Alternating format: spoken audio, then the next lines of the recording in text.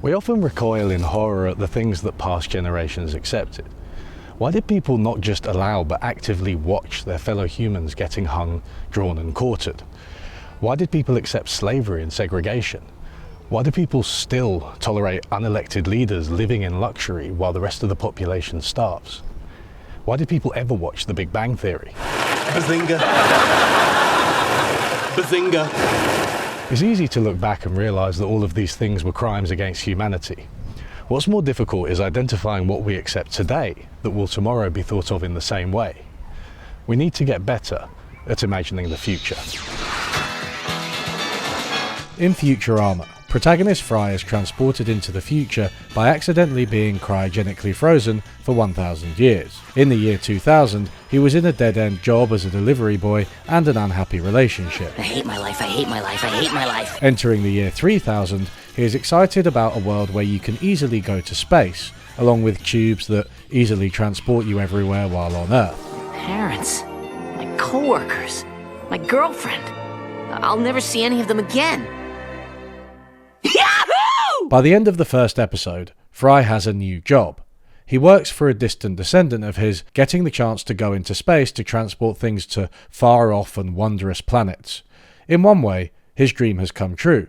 He'll see the universe, which was unimaginable in his year 2000 life. But when you think about the job, you realise that he is still a delivery boy. Your permanent career assignment.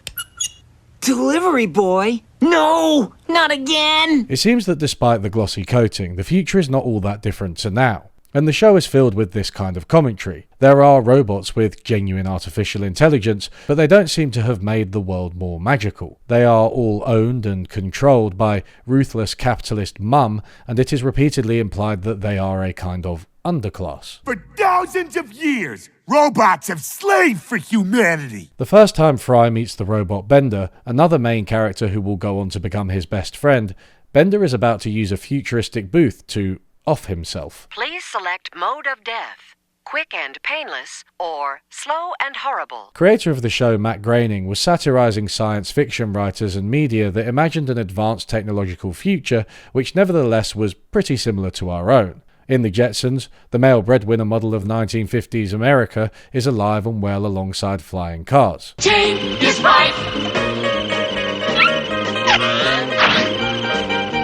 This was, of course, also true of the Flintstones, which is set in the past. The male writers could imagine flying cars, but not the entry of women into the workforce, and one of those things happened very soon after the cartoon was created, while the other is yet to materialise.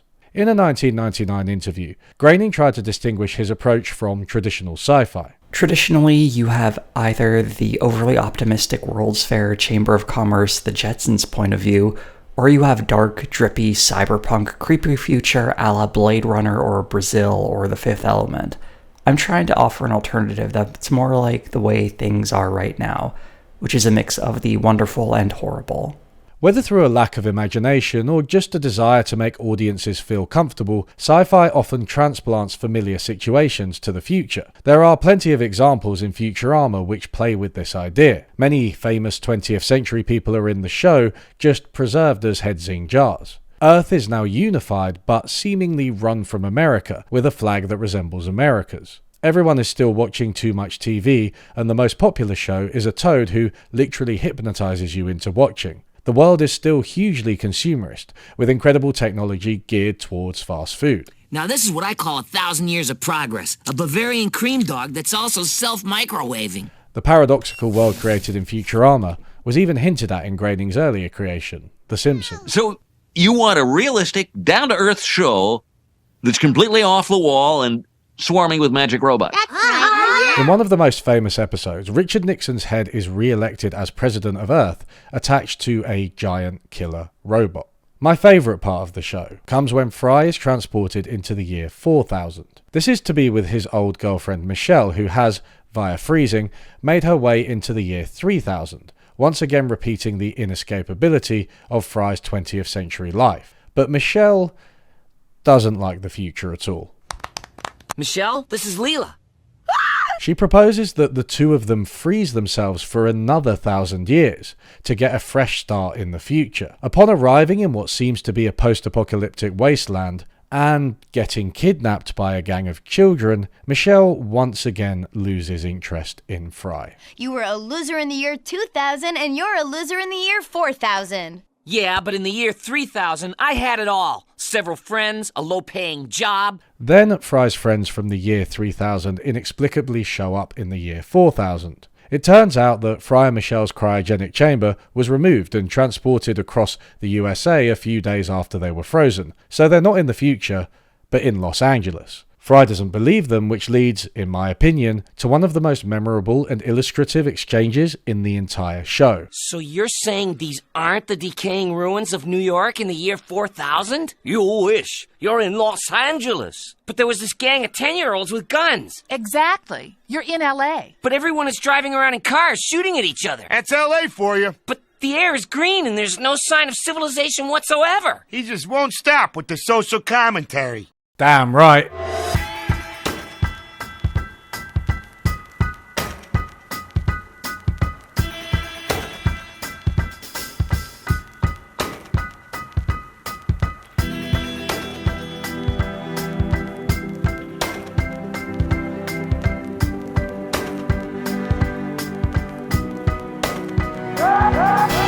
In modern economics, the notion that pollution should be prevented is present in every textbook or introductory class. Negative externalities are defined as situations where a market transaction has a negative impact on parties other than those in the transaction. As my own undergraduate textbook put it, externalities are additional costs or benefits to society, over and above those experienced by the individual producer or consumer.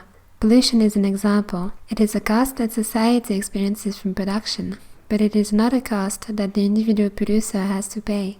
Pollution is the canonical example of a negative externality. It's no exaggeration to say that most economics textbooks will use it as their first example. Because the costs of pollution are not paid by those doing it, the offenders will produce more than they should. In other words, when it comes to pollution, the market price is too low. People need to face the costs of the harm their actions cause to others. The solution is generally government intervention to correct the externality by making the cost to the producer and consumer align with the cost to society. With pollution, the most obvious way to do this is by making them pay money, for example with a tax on emitting carbon, or a scheme where businesses buy and sell permits to emit, up to a preset limit. Because air and water do not really respect human boundaries, borders, property rights, you can't prevent the harm from spreading. Air and water flow freely around the world, so if they are contaminated in one time and place, this contamination can easily make its way to other times and places. Air pollution from China reaches Los Angeles. Giant patches of garbage coalesce in the middle of the Pacific Ocean. These forms of pollution are causing clear harm to humanity. The 2017 Lancet Commission estimated that air pollution is killing 7 million people per year. Water pollution is killing around 2 million people, and other forms like workplace toxins or soil pollution together total over 1 million. All in all, the Lancet Commission estimates that 10 million people a year are killed by pollution. That's roughly comparable to the amount COVID has killed so far in the world. So, why are we doing so little about it? But first, a word from this video's sponsor, Nobody. For a while I've been juggling this channel with other things and I've been unable to commit to it 100%, but now I want to do just that, and I want to ramp things up. I want to create more of a community on Patreon with more exclusive benefits for people who sign up. I want a channel that only relies on Patreon income as well as passive YouTube income without in-video sponsors. I feel that's more in the spirit of what we're doing here. So my Patreon will now feature monthly videos alongside the content on the main channel, all my previous scripts edited for readability, a reading club for £5 a month patrons and up.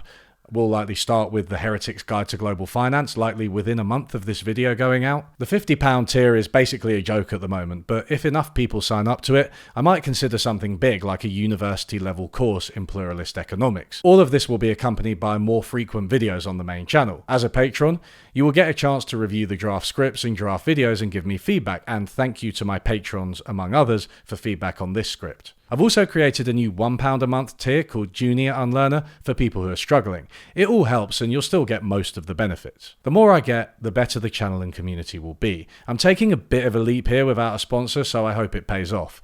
And also, I'm worried this video might get demonetized because of the sheer volume of Futurama clips. But this is HD TV. It's got better resolution than the real world. Anyway, let's carry on. Regular viewers might find this video a little bit different. In a way, pollution, disease, and air quality are out of my wheelhouse as an economist. However, a lot of the techniques used to study them are used heavily in applied economics, which is my field. All of the evidence gathered is strong, close to my ideal standard for evidence in social science. There are also some important economic ideas that relate to the environment beyond just externalities, and we'll get to those. Plus, I personally just think it's a massive issue and everyone should be sounding the alarm. In the mid-19th century, there was a doctor called John Snow. You know nothing, Jon Snow. Oh, was that too obvious a reference for you? You fucking snob. At the time, cholera was rife in London, having arrived from Europe during the 1800s. It was sudden, grisly, and often fatal. There were numerous cholera epidemics throughout the 19th century, and in the 1850s, Snow became one of many people who sought to understand and eradicate the disease. There was a particularly bad cholera outbreak in 1854, and Snow took what's been called a shoe leather approach to understanding its causes. He investigated the world, interviewing real people to find out the incidence of cholera, expending shoe leather in the process.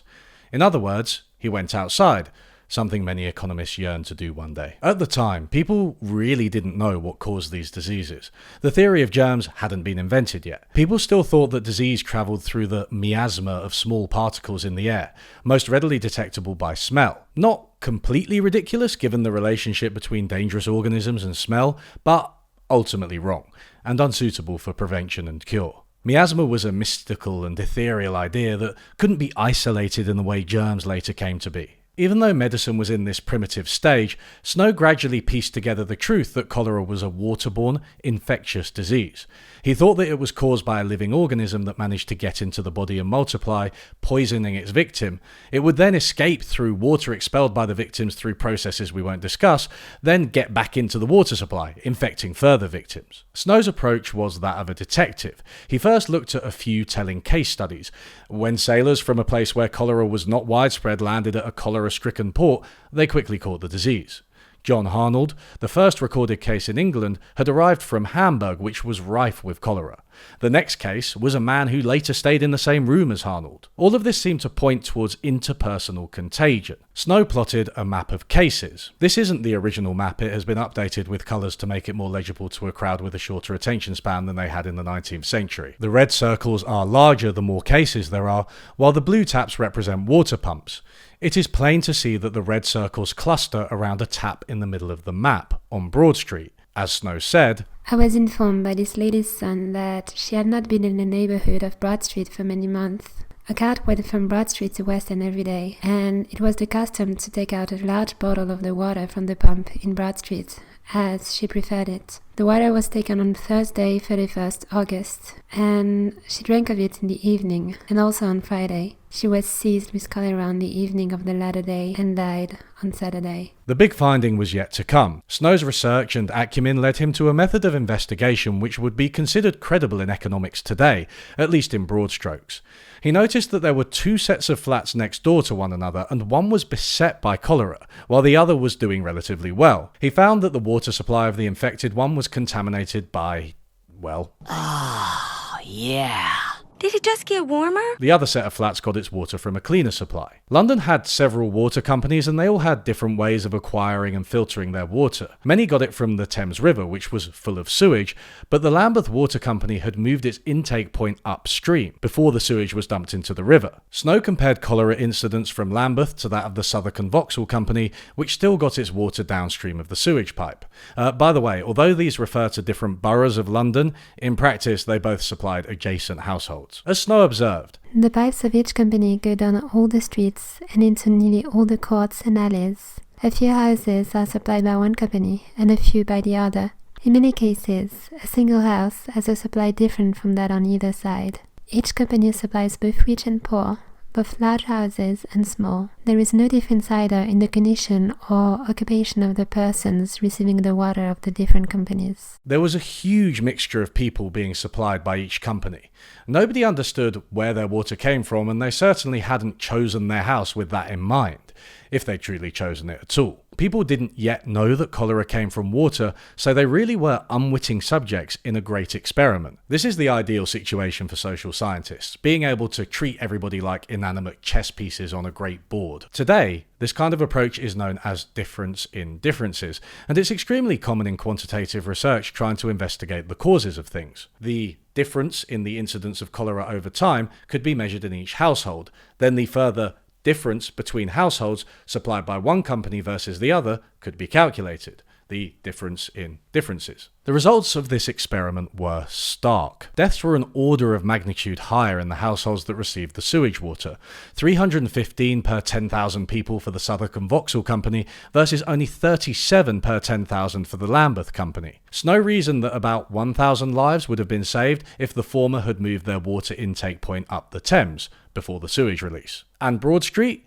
They had their water contaminated by a nearby cesspit, which is why cases clustered around their pump on Snow's map. It would be decades before the full theory of germs was developed, and Snow's theory was not universally accepted until that time. 4 years after his study, the summer of 1858 saw the Great Stink in London. There was visible, pungent sewage in the Thames, and due to the miasma theory that disease travelled via foul air, this sparked enough outrage to effect change.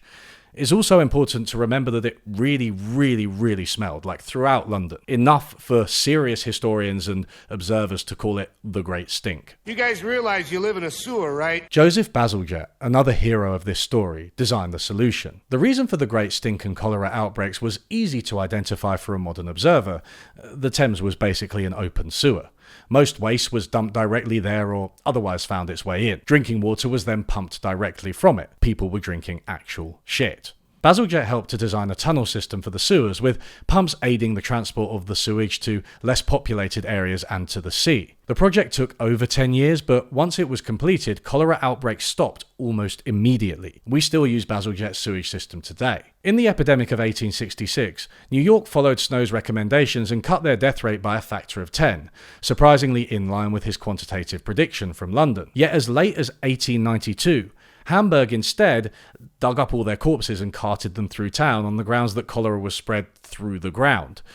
That had predictably disastrous effects. Bring out your dead! When we look back, it seems pretty disgusting that people were drinking sewage water. It's not only gross in itself, because it's poo, but because it was responsible for countless deaths and ill health at the time. It seems unfathomable to us that we'd allow this kind of water into our drinking taps. We'd never tolerate anything like that today, would we? We breathe about 8 to 10 litres of air per minute. That is a vast amount of air going into our lungs, floating around outside, going into buildings, both going to and coming from people who are also breathing 8 to 10 litres of air per minute. To give you a rough idea of scale, if we were drinking 8 to 10 litres of water per day, we'd be overdoing it. We breathe about 10,000 litres of air per day. Airborne diseases therefore have ample opportunity to get into our systems and circulate, perhaps much more readily than waterborne diseases do. Measles and tuberculosis are two examples of deadly airborne diseases that travel through aerosols, tiny particles that stay suspended in the air and can travel across long distances. I'm not trying to fearmonger here. Air isn't causing a disease as deadly as cholera. Still, if we look back and wonder how people tolerated such disease-ridden water, we might wonder why they tolerate such disease-ridden air today. One answer might be that dirty air is less visible than dirty water. Another might be that it's less visceral. The thought of breathing dirty air doesn't really make me sick like the thought of drinking dirty water does. But a final reason might be that we've underestimated just how many diseases are airborne. Early in the COVID pandemic, you may remember that we thought the coronavirus was transported by droplets. As in, You sneeze or cough and those droplets land on a person or surface, getting into other people's systems through their noses or mouths. This is why everyone was washing their hands for 20 seconds in 2020, to get rid of any stray droplets that might find their way in and infect you. There were also concerns about transmission through contact with surfaces or through fecal-oral transmission, which is one way cholera got around. All of these had in common that cleaning was the most important tool for prevention. The distinction between droplet and airborne transmission has enormous consequences. To combat droplets, a leading precaution is to wash hands frequently with soap and water. To fight infectious aerosols, the air itself is the enemy. In hospitals, that means expensive isolation wards and N95 masks for all medical staff. Early in the pandemic, the WHO had tweeted, "Fact, COVID-19 is not airborne." But around a year in, it became apparent that the WHO guidelines for what counts as airborne were all wrong. They had made the distinction between airborne versus droplet particles at 5 microns across, or 5 millionths of a meter. About that much. The physicist Lindsay Marr could quickly see that this made no sense. Depending on things like temperature and wind, much bigger particles could become airborne. The 5 micron guideline was always pretty arbitrary, but ultimately just wrong. Nobody knew where 5 microns even came from. You'd think it would be from modern, rigorous trials that were repeated, say, every decade by public health authorities. Actually, it was a misreading of a random paper written by an engineer about tuberculosis from 1955. Because of course. As early as 1934, William Firth Wells had collaborated with his wife, Mildred Weeks Wells, to investigate airborne diseases. For context, this was closer to Jon Snow's investigation into cholera than to the coronavirus pandemic. Do you feel old yet? The Wells work seemed to suggest a disease was airborne if it was under 100 microns, not 5. That's a pretty big difference. The WHO was out by a factor of 20. Where did the 5 micron cutoff come from? William Wells was investigating tuberculosis, which can be deadly if it gets into the lungs. Wells had noticed that the mucus in the nose and throat could quite easily capture tuberculosis particles above 5 microns, rendering them harmless. An experiment with bunnies confirmed that they only became infected when a fine mist, under 5 microns, containing the virus was pumped into the chambers. A coarse mist, over 5 microns, which also contained tuberculosis, was ineffective. Poor bunnies. In the 1950s, Alexander Langmuir, the chief epidemiologist of the Center for Disease Control and Prevention, or CDC, was worried about chemical weapons during the Korean War. For this reason, he lifted the 5 micron number precisely because particles under this amount could be useful in chemical weapons. Like the tiny tuberculosis particles, they could get into the lungs and do massive damage. So, even though 5 microns was only relevant for one disease and designed specifically to investigate not whether that disease was airborne, but whether it could bypass the body's defenses, it all got lumped together. Despite having nothing to do with the physics, 5 microns became the standard for whether or not any disease was airborne and worked its way into WHO guidelines. And this was partially because of political concerns over chemical warfare. A bit of a mess, to be honest. As Lindsay Marr tried to rectify this, she encountered a great deal of resistance from public health officials, partly because such institutions are pretty rigid, partly because she was a physicist, not a physician, and, let's be honest, likely in part because of some good old-fashioned sexism. Eventually, public health institutions relented and admitted that the coronavirus was airborne, although their communication on the matter remains confusing. It's difficult to know how harmful this misconception was for recommendations made during the pandemic. On the one hand, we may have wasted a lot of time washing our hands and cleansing surfaces and putting up barriers to block droplets in schools, which, if anything, made COVID worse. We underemphasized ventilation and the importance of outdoor spaces, making transmission worse and lockdown less bearable. On the other hand, the WHO was recommending masks even when they thought COVID travelled in droplets, and they work on both kinds of virus. It's also worth saying that institutions are sometimes rigid for good reason. They can't just change because of every person coming along with their brave new theory of everything, like the people who appear in my live chat. Overall, it's hard to conclude that completely misdiagnosing the virus had no negative effects. Most important is that we have neglected airborne diseases like COVID and flu for too long. And now that we understand our mistakes, there's no excuse. Just like after Jon Snow published his findings, we have clear evidence. Just like the Great Stink of 1858, we have had a big and noticeable event to draw political attention to the problem. One of the ironies of history is that the discrediting of the miasma theory from Snow's time which, remember, is the idea that disease travelled via smell, may have led to us being too sanguine about airborne infections. The work of the Wells duo in the 1930s was largely dismissed by people like Langmuir because airborne diseases seemed to hark back to the vague idea of an ethereal mist in the air that carried the disease. But isn't it, kind of, with airborne diseases? One contemporary scientist joked that if we'd still believed in miasma theory, we might have contained COVID better. A 2021 letter by 29 prominent scientists called for a paradigm shift in the way that we combat diseases like COVID. Governments have for decades promulgated a large amount of legislation and invested heavily in food safety, sanitation, and drinking water for public health purposes. By contrast, airborne pathogens and respiratory infections, whether seasonal influenza or COVID-19, are addressed fairly weakly, if at all, in terms of regulations, standards, and building design and operation pertaining to the air we breathe. That's the name of the video. We spend 90% of our time indoors. Probably 95% if you're a YouTuber who works from home and has sprained his ankle. Sign up to my Patreon to pay for my rehabilitation.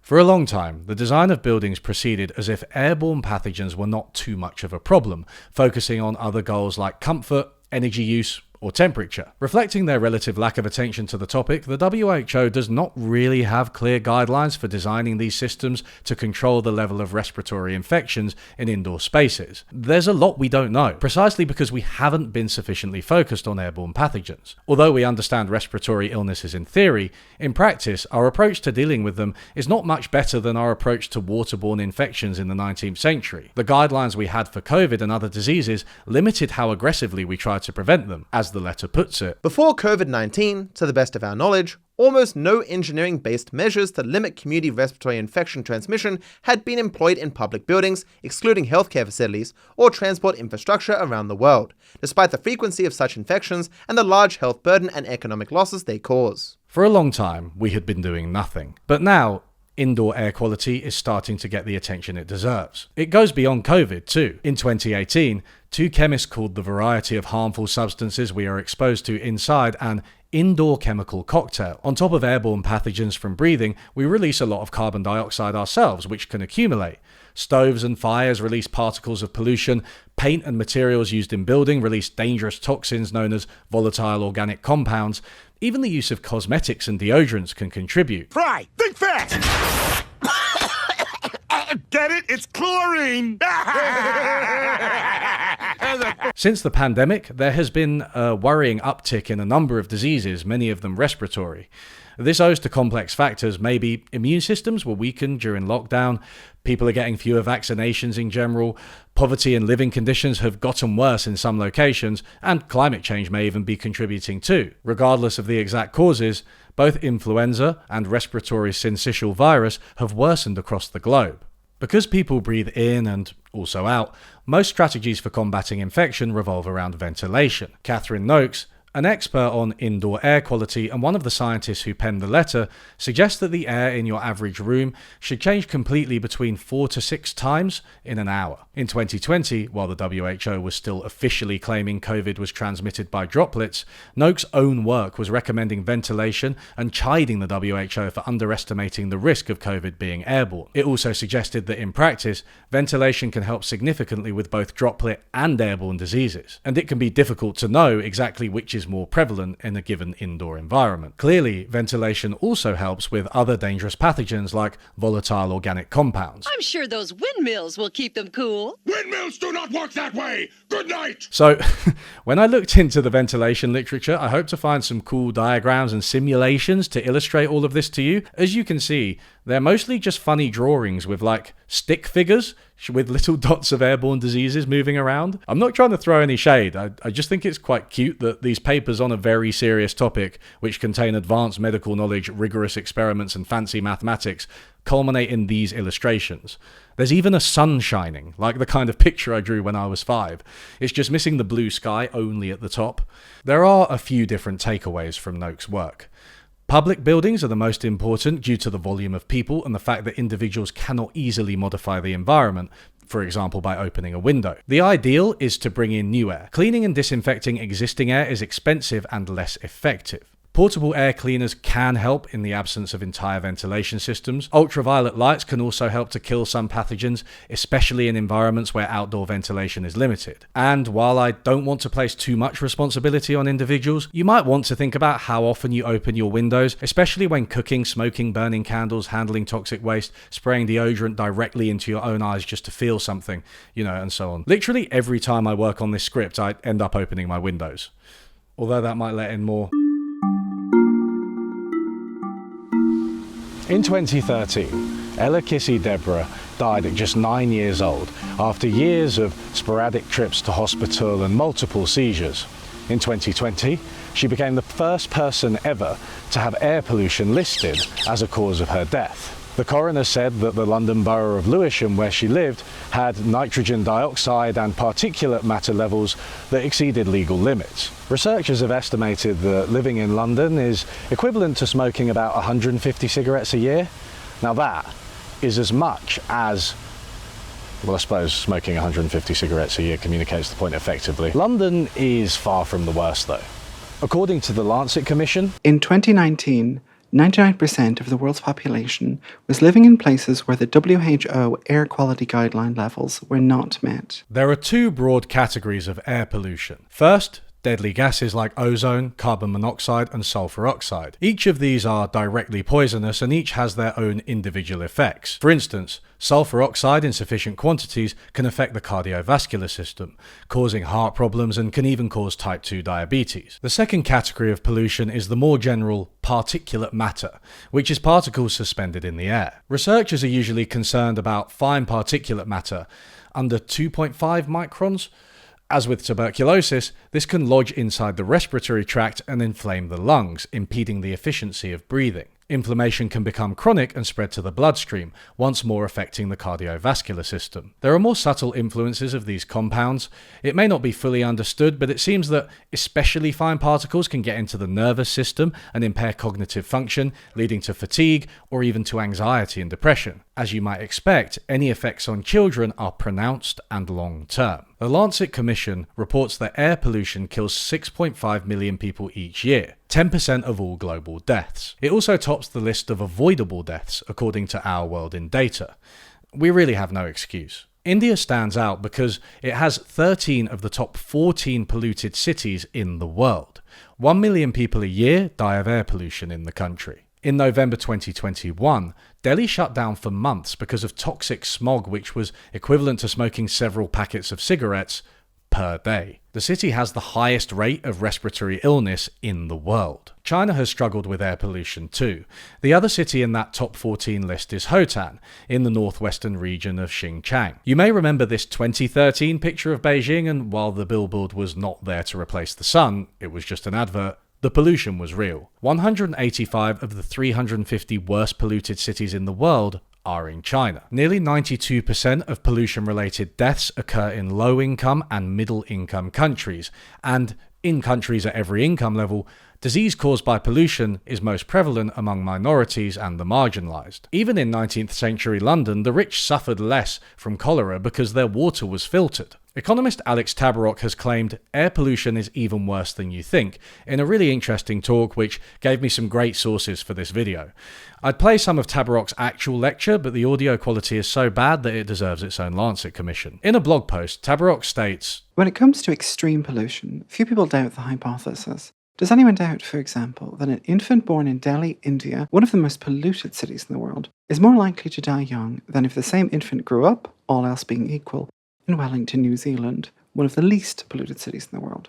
People accept that extreme pollution creates debilitating effects, but they take extreme to mean more than what I am used to. That's not scientific. In the future, people will think that the levels of pollution we experience today are extreme, just as we wonder how people could put up with London fog. A 2011 study looked at the introduction of Easy Pass tolls in New Jersey and Pennsylvania. Traditional toll booths required you to pay a person, then it upgraded to a machine using cash, then to card. Easy Pass tolls instead recognize your license plate and charge you automatically, so you don't have to stop at all when driving through. As you can see from this picture of a toll in the area beforehand, holy fuck, the motorways in the USA actually look like this. Ban cars! Easy Pass tolls massively reduce traffic around the toll booth and therefore reduce emissions. Of most concern with cars is carbon monoxide, or CO, which they emit in buckets and which is extremely dangerous. Gas was an environmental disaster anyway. Now we use alternative fuels. Like what? Whale oil.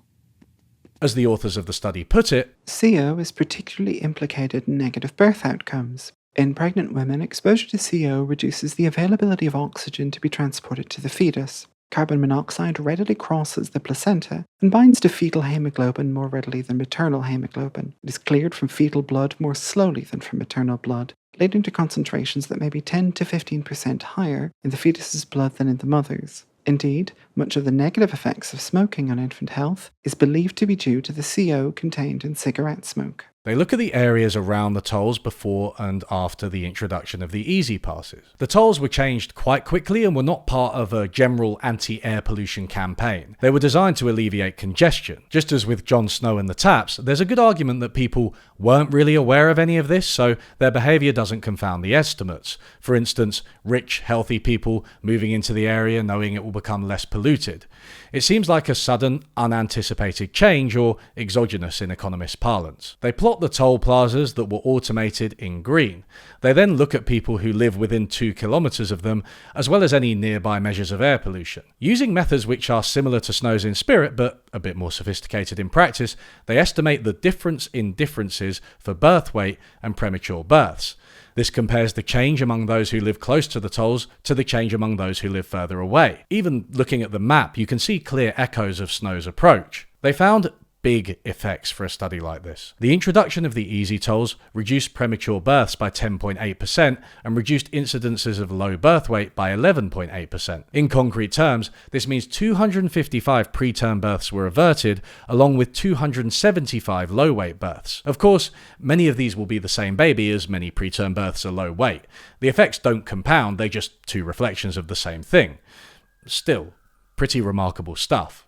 Unfortunately, the nearby monitors can't measure carbon monoxide, but they do measure a 7 to 20% reduction in nitrogen dioxide, which the authors estimate should map onto a much larger reduction in CO.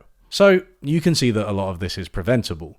In 2013, China's government declared war on air pollution. Among the steps they took were prohibiting new coal power plants in key areas, requiring existing coal plants to reduce emissions or replacing them with natural gas, restricting the number of cars on the road, reducing iron and steel production, removing coal boilers from homes to replace them with gas or electric ones. This is all pretty aggressive. They literally curtailed industry and changed the appliances in individual homes. As this graph shows, the results were a success across the board. Concentrations of particulate matter fell in every city in 7 years, a pretty remarkable achievement. Each bar here shows a city, and the 2013 numbers are in dark grey, whereas the 2020 ones are in light grey. The government actually achieved its targets faster than anticipated, and in most cities they basically reached their own standard, the orange line. Obviously, there is still a way to go, and all are well above WHO guidelines, the red line. But China is winning its war on air pollution. The authors estimate that this translates into several years of life expectancy.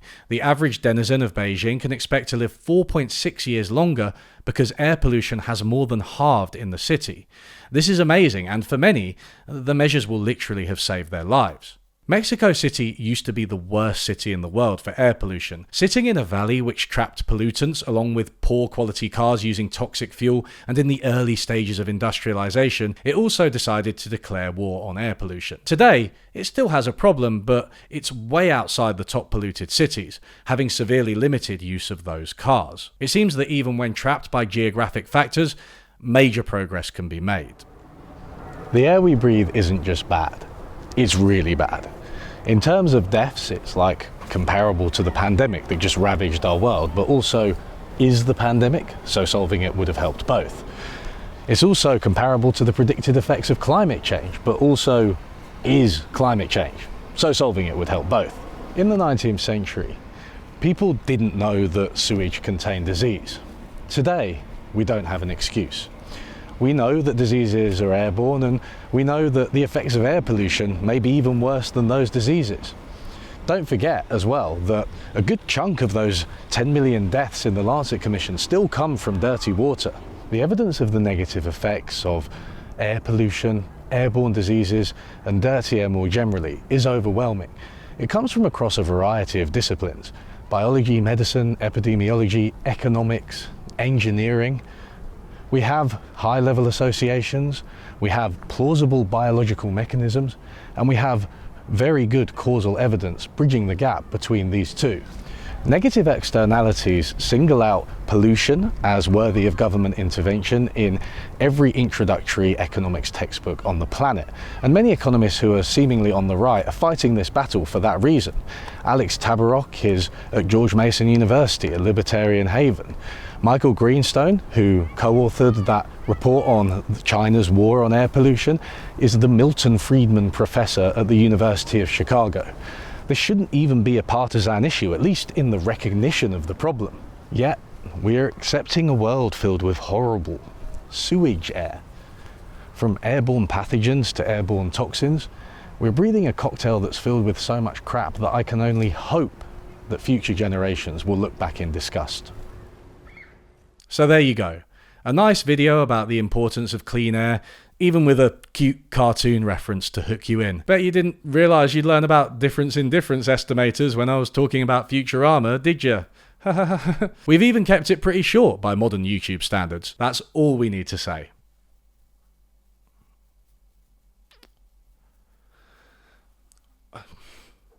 For fuck's sake!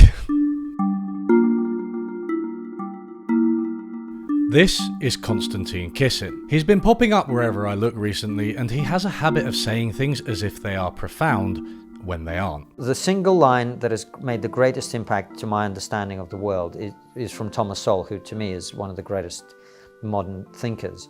There are no solutions, only trade-offs. You're not going to solve climate change. You're not going to solve anything. You can make adjustments, and you know this much better than I do from being in government.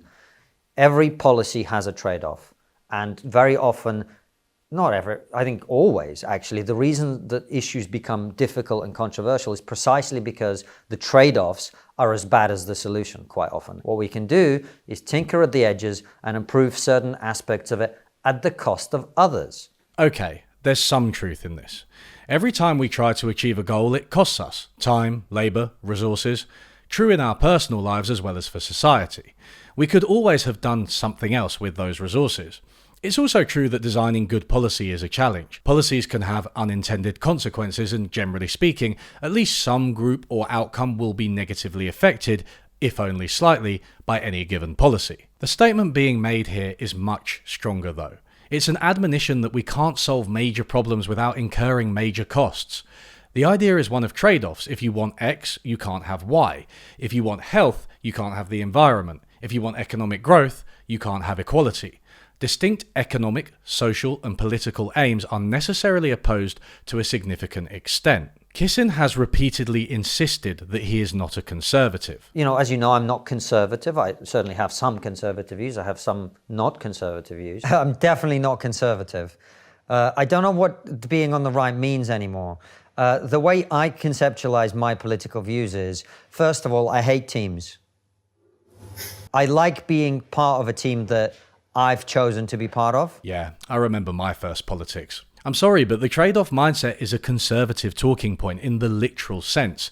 Saying that we can't solve social, political, economic and environmental problems, that it will just cost us elsewhere, is this not a generalized argument against change? Look, Kisin is free to identify personally in any way that he likes, although judging from his general output, he probably identifies as an attack helicopter. Am I right? 2016 called and they want their podcast title back. His main example is COVID itself. He argues that lockdowns may have cost more lives than they saved. This could be for reasons of mental health, lost economic output, or prioritizing COVID over other diseases. He says, we don't know. Yes. Not locking down the country we don't know, may have caused more people to die, but locking down the country also caused more people to die. I think we do know a bit more than he's letting on, but for reasons of scope, allow me to sidestep that massive debate and focus once more on air quality. One trade-off for indoor air quality is energy use. We've tried to seal off our indoor environments tighter and tighter in the name of keeping heat in, but this has lowered air circulation and allowed airborne diseases to spread more easily. A 2023 study showed that as you increase the ventilation in buildings, you can massively lower the transmission of COVID, but also that this will cost both financially and in terms of energy used as the heat gets let out. There is a trade-off. So does this example prove Kissin's point? Well, no, because he turns it into a universal statement about reality as opposed to a specific feature of specific problems. He turns it from a challenge to be overcome into a small c conservative cop-out. The study also shows how much transmission of COVID is reduced when you add a heat recovery system to the ventilation.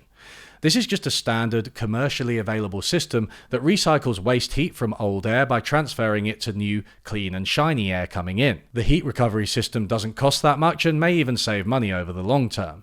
It is basically a free lunch, and the authors of the 2023 study recommend a scenario with an enhanced ventilation and heat recovery system for that reason. A letter in Nature about indoor air quality put it in almost exactly these terms. Increasing ventilation will create energy trade-offs because heat is lost in colder weather, but engineered solutions are feasible. You might say that someone like Kissin isn't against technological solutions, but is referring to political ones. Trade-offs might reign in the realm of policy because of the scarce resources available to us at any one time. Those pesky politicians promise things they just can't deliver, damn it. Actually, policy is where the argument really falls apart. It's not that fighting airborne diseases at a society-wide level will improve our health outcomes at the cost of others. It's that it will have a wide range of positive effects, including on economic outcomes. The idea that we cannot afford it, that we have to give up some economy to get health or environment, is straightforwardly false. For a start, the broader costs of not having proper systems for dealing with these airborne pathogens are large.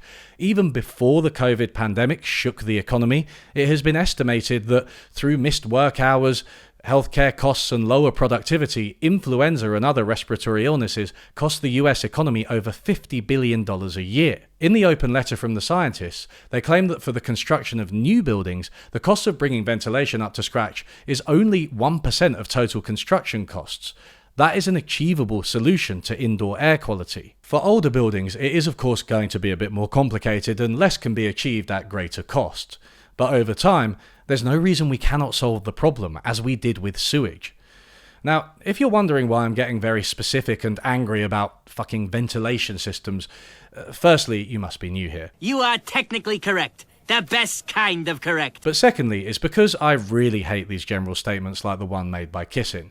They are usually disproved by a simple, even trivial example like a heat recovery system.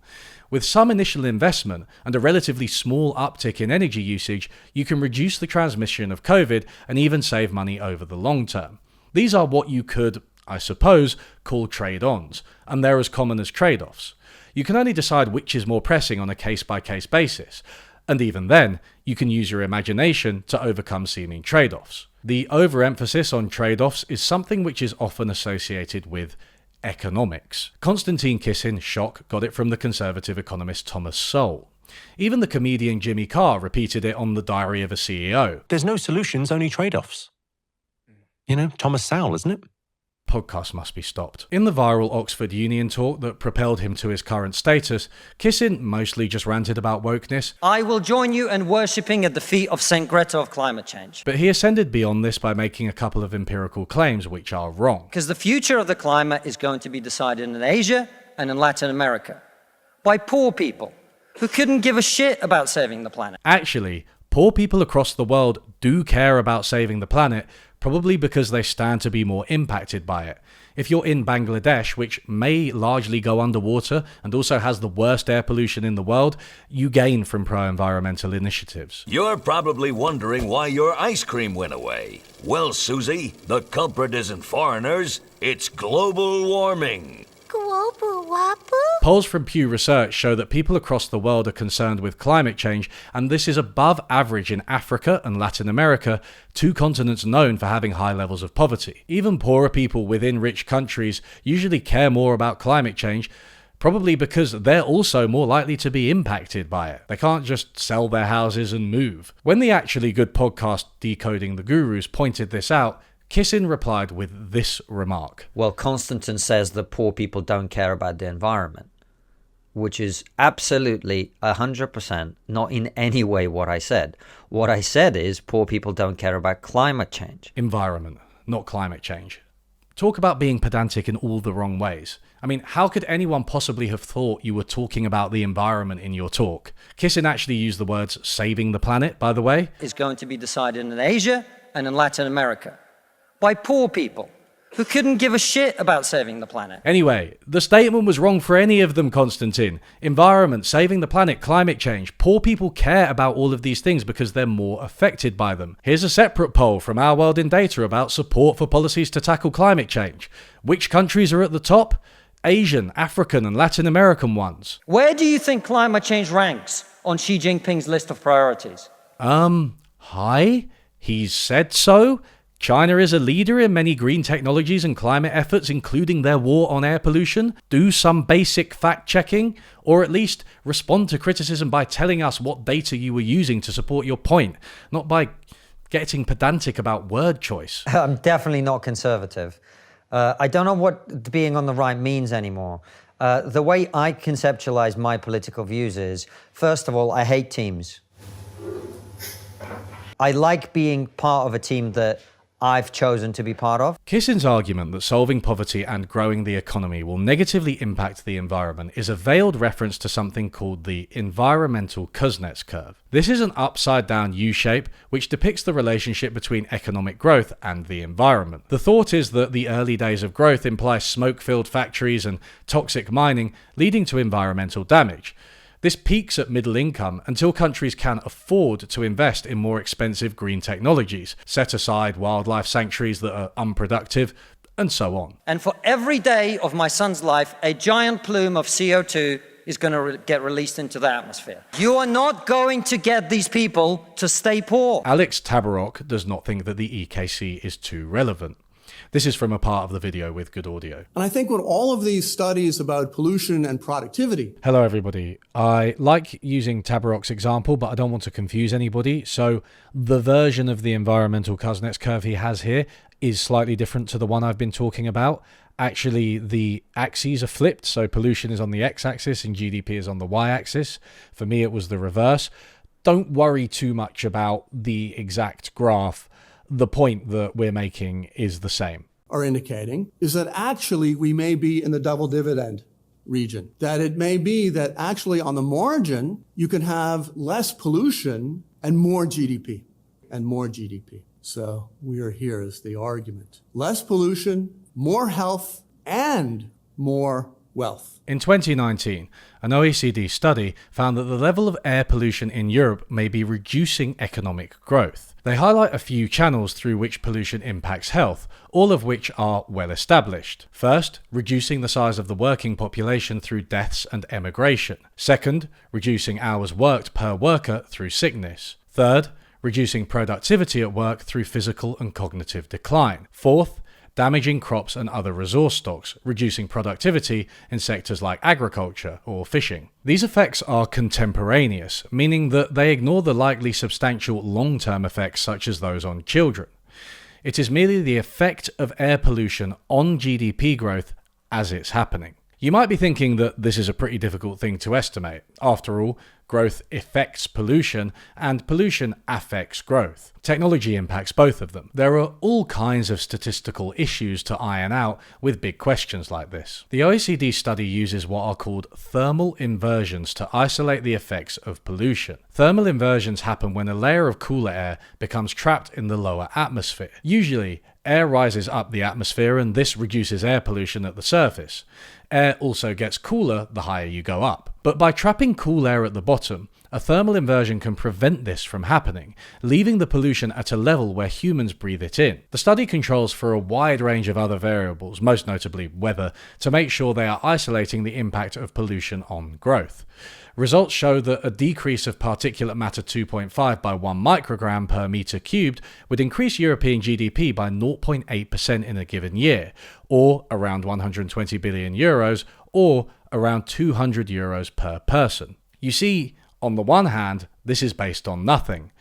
On the other hand, it is a curve, the shape of science. You might say that the environmental Kuznets curve refers to poor countries and that the Europeans are rich, but there are plenty of low to middle income countries in Eastern Europe, and the predicted benefits are actually higher for those countries. Reminder that one of Kissin's examples is actually Russia, also a middle income country. I come from Russia, which is not a poor country, it's a middle income country.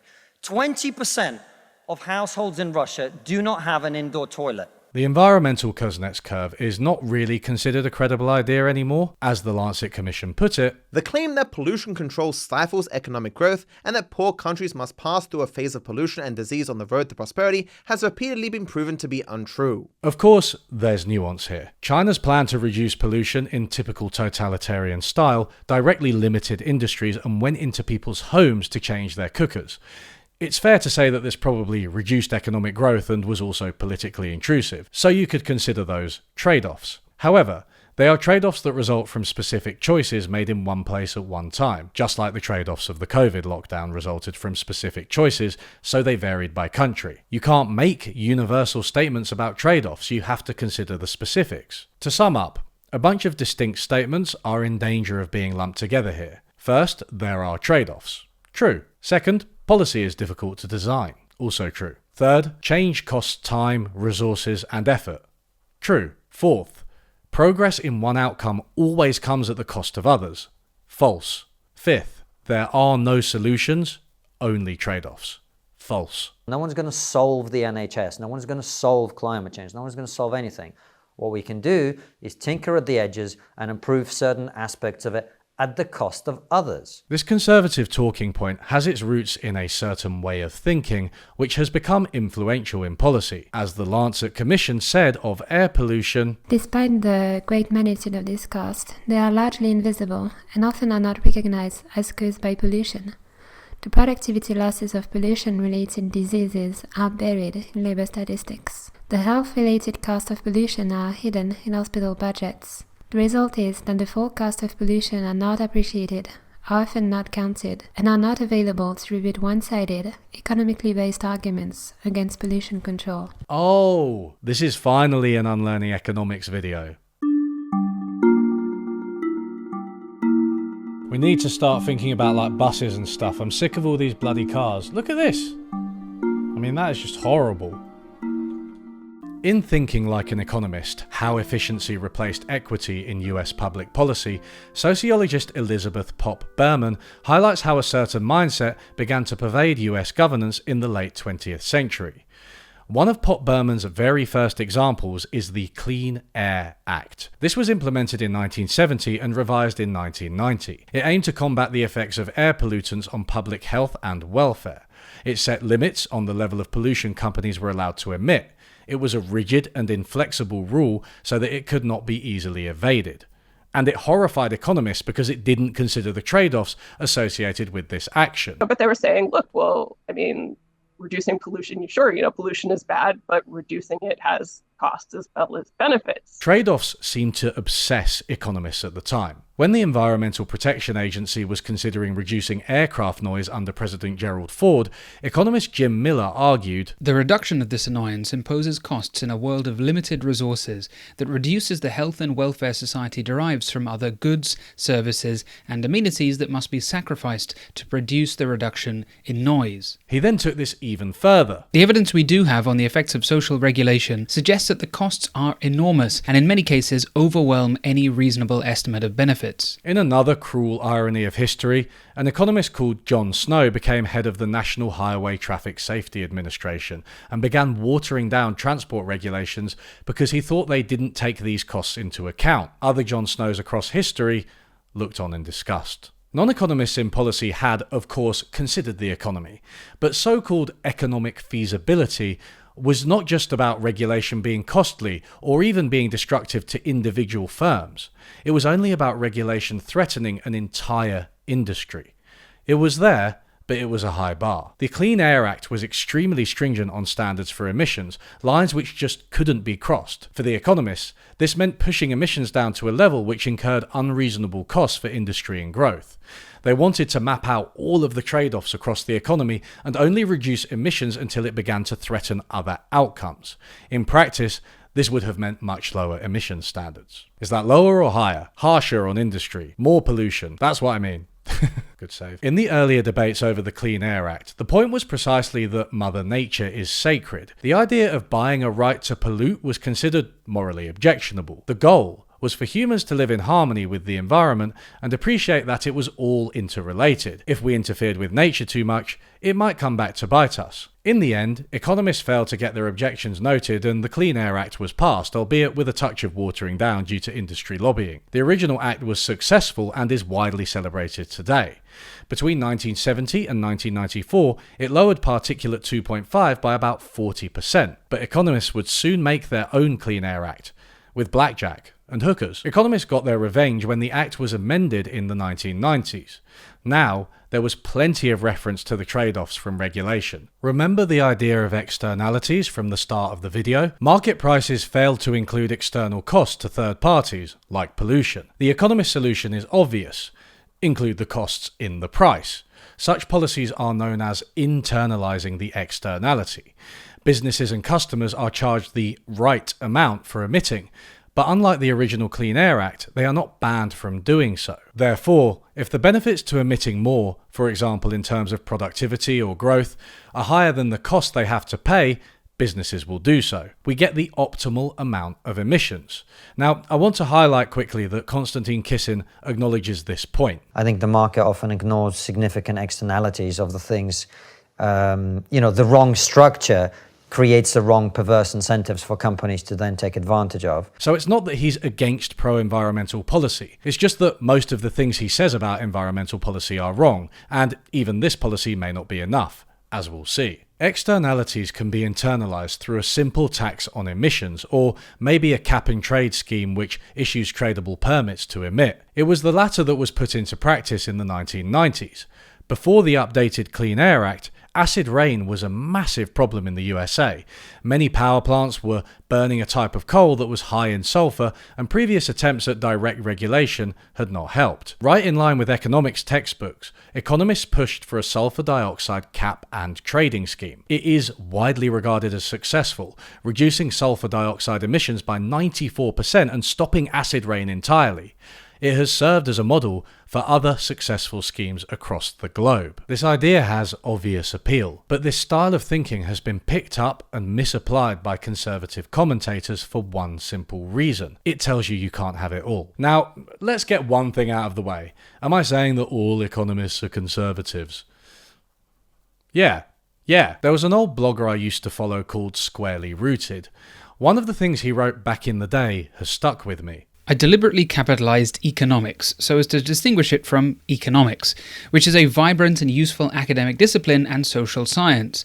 Capital E economics is a rigid dogma, complete with unchallengeable precepts and inscrutable texts whose minutiae are debated vigorously by devoted inner circle keepers of the flame, that has stifled public debate about innumerable issues of overwhelming importance since the end of the Cold War. Its results as public policy are mixed at best, and as often as not deleterious, and whose general effect, if only rarely its explicit purpose, is to justify the increasing concentration of wealth and income and the increasing social and political power of those who receive it. Pundits who quote Thomas Sowell to push conservative agendas are doing big E economics. Economists who estimate the effects of air pollution in the drive easy are doing small e economics. The economists pushing against almost any regulation in the 50s and 60s were doing big E economics. The economists who designed the sulfur dioxide trading scheme to augment the updated Clean Air Act were doing small e economics. The environmental Kuznets curve is big E economics. Now, big E economics does find its roots in small e economics.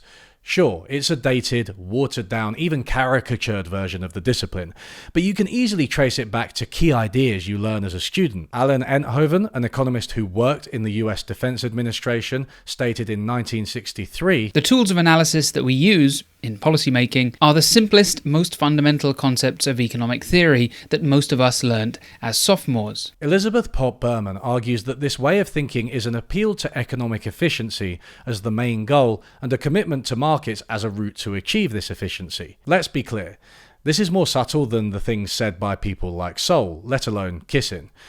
It's also more correct. But historically, the implication has been that pursuing environmental and social goals often means sacrificing economic efficiency. Market-based schemes are favoured because they purportedly balance these competing trade-offs by allowing households and businesses to decide which level of emissions suits them by paying for it. You can reasonably make the argument that regulation in the past was unwise to ignore some of the trade-offs, as well as the options economists put on the table to account for them. But equally, there are crucial things that the economic approach misses. The original Clean Air Act was so strict because it was designed to avoid the watering down of what were meant to be transformative changes. Flexible rules are more prone to regulatory capture than red lines, and you'd be more likely to see companies wiggle out of them, stymieing the shift to a low-carbon economy. To my mind, both small and big E economics underestimate the potential for transformative change.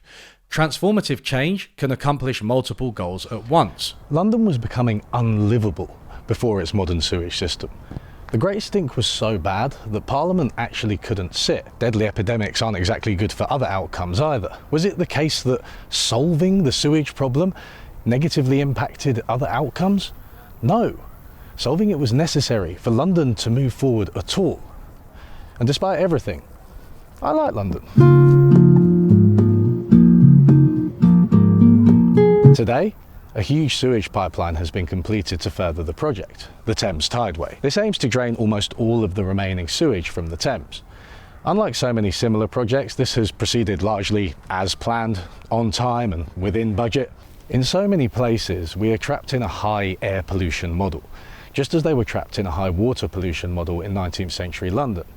And there's no better example than cars. In America, many zoning laws actually require you to create parking spaces alongside commercial or residential buildings. Games like Cities Skylines emulate this lack of imagination because literally everything in the game requires a road. You can't even build a park without an attached road, which is a weird echo of the zoning practices in the US that require car parks when you build a building. This is why the game is notorious for becoming a traffic management simulator. There are cars everywhere. People won't respond to these incentives in the same way when they're locked in. You can't magically cycle into work when the price of petrol increases if you live here.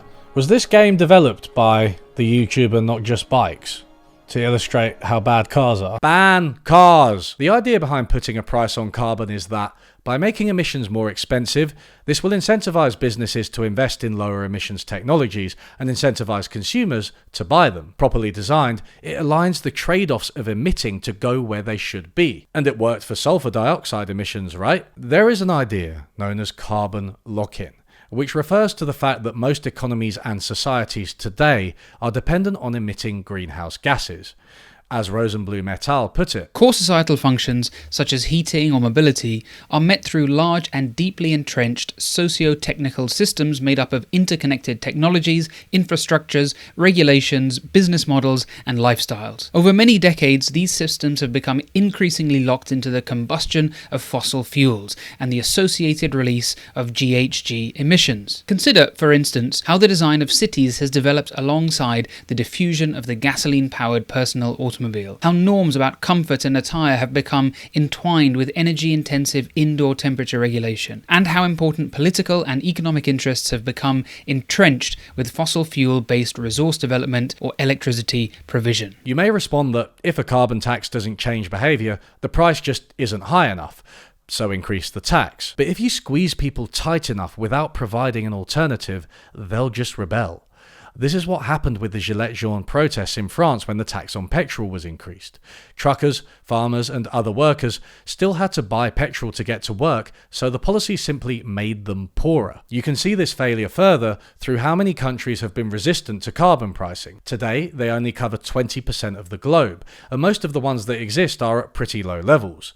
The Economist's reason for this is that it's political or because of vested interests. Narrowly, this may be true, but we have to ask why the resistance is there. As of 2019, Swedish carbon taxes were around $132 per tonne of CO2, the highest in the world. They were applied to the transport sector but were much lower for industry, agriculture, and entirely exempted electricity generation, owing to fears of export competitiveness. A well-known paper by Julius Anderson compared Swedish transport to the rest of Europe and found that emissions from transport declined by 11% or 40 million tonnes. Fantastic!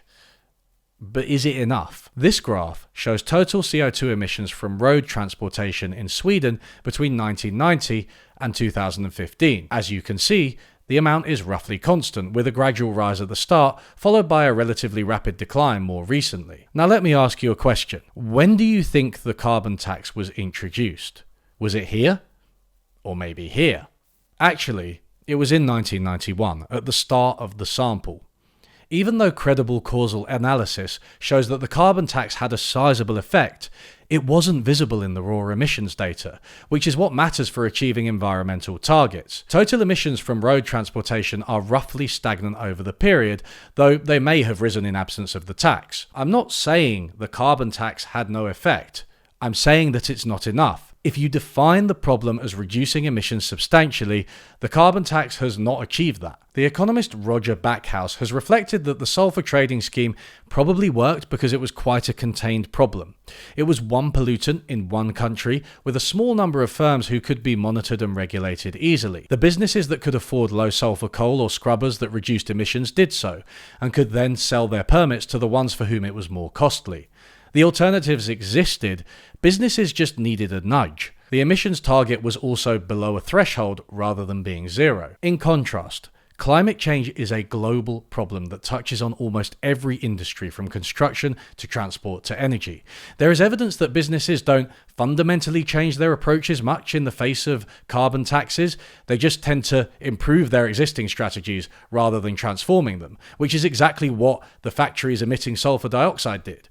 It just worked in that case. New diesel and petrol vehicle registrations in Sweden have still grown over the carbon tax period. This is a situation where emissions need to be effectively zero. Complete decarbonisation. Those who think carbon taxes are the solution may want to consider that when democratic politics prevents you from doing something, then sometimes, just sometimes, it's because people are seeing things that your theories are not. And when one lever isn't working quite as well as you'd hoped, it's time to pull another. Again, I'm not against carbon taxes whatsoever. If a global carbon tax were passed tomorrow, I'd be ecstatic. But this is unlikely, and without much bigger changes, evidence suggests that taxes will not reduce pollution enough to clean the air and prevent further climate change. Our carbon dependency needs more than a nudge, it needs a shove. Transformative change requires sustained political action and imagination. Hey, wait! I'm having one of those things. You know, a headache with pictures. An idea?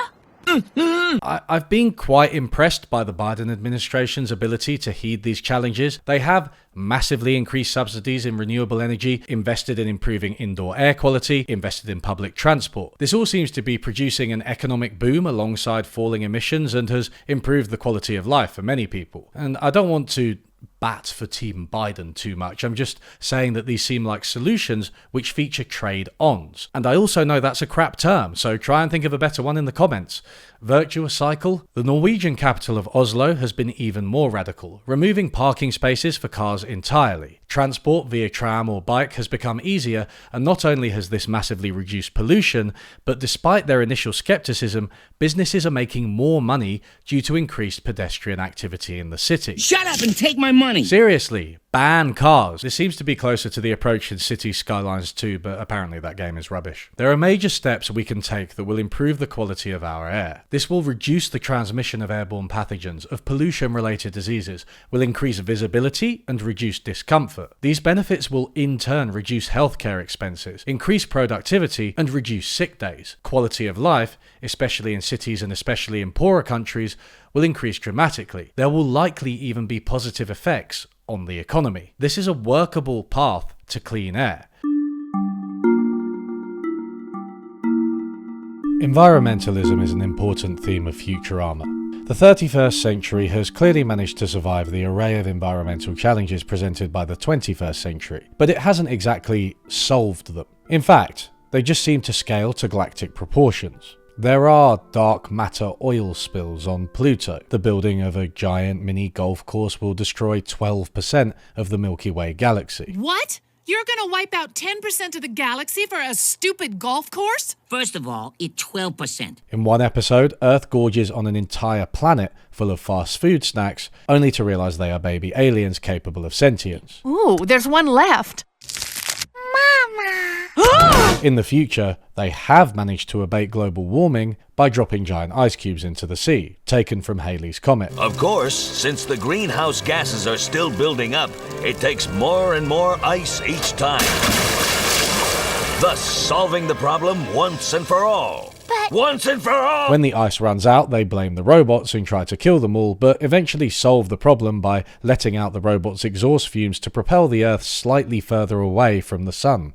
In another famous episode, the planet is threatened by a giant ball of garbage that humanity launched into space in the 21st century. They no longer produce garbage in the 31st century because everything is recycled. We recycle everything. Robots are made from old beer cans. Yeah, and this beer can is made out of old robots. But the old problem still comes back to haunt them because the garbage ball is returning.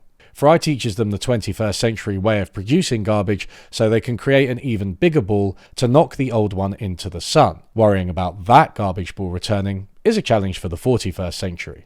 The message is clear. Society is pretty terrible at actually solving its problems and prefers to use band-aid solutions that may cause other problems, likely further into the future. Groening himself clearly articulated my philosophy on this. I grew up completely overwhelmed by TV, and part of the reason why I've gone into television is a way to justify to myself all those wasted hours of watching TV as a kid. I can now look back and say, oh, that was research. Oh, sorry, not that quote. I meant this one. Maybe we can get away with pretending the comments on the injustices and contradictions of our times are just the fantasy elements of a place far away. Fiction, especially science fiction, is important. Futurama shows the lack of imagination we have and how we seem to accept certain features of our world even when we think about the future. There are plentiful solutions to environmental problems, and many of them will enhance our material standard of living, our health, our intelligence, and our general quality of life. But others will fail to change the world and may just kick the can down the road. Failing to imagine something fundamentally different is a trap that far too many fall into, whether fiction writers, conservatives, or economists. But I repeat myself, a lack of imagination means that we don't see the things that we take for granted. It's almost like the ideas themselves become the air we... That's the name of the video.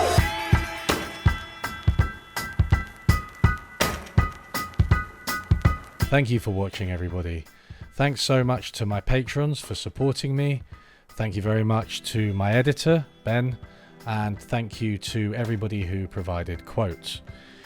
This video touches on a lot of controversial topics that I haven't spoken about too much in the past, COVID and climate change most notably, and I guess there'll be a lot of questions asked to me about like where I stand on all of the issues raised by this video, and I think it's really important for me to make it very clear, just in case I don't get misrepresented, that actually I don't like Futurama anywhere near as much as I like The Simpsons. I just have to be honest with you. I don't think it's as funny.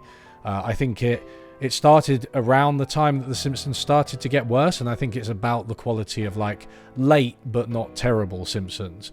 And you know, I'm just being honest. Now, of course, there are lots of positives about it. The themes I discussed in this video, the memorable lines and memes that have come from it, and there are many of those. And also the animation is amazing, I think. A lot of the serious episodes of Futurama I actually find I like more. But yeah, I don't think it really holds a candle to Groening's earlier creation. And for that reason and that reason alone, we will be going back to Simpsons clips in the future. But, you know, maybe every so often I'll get a Futurama clip in from now on. And who knows, maybe even a Disenchanted clip. But, you know, probably not. Bye!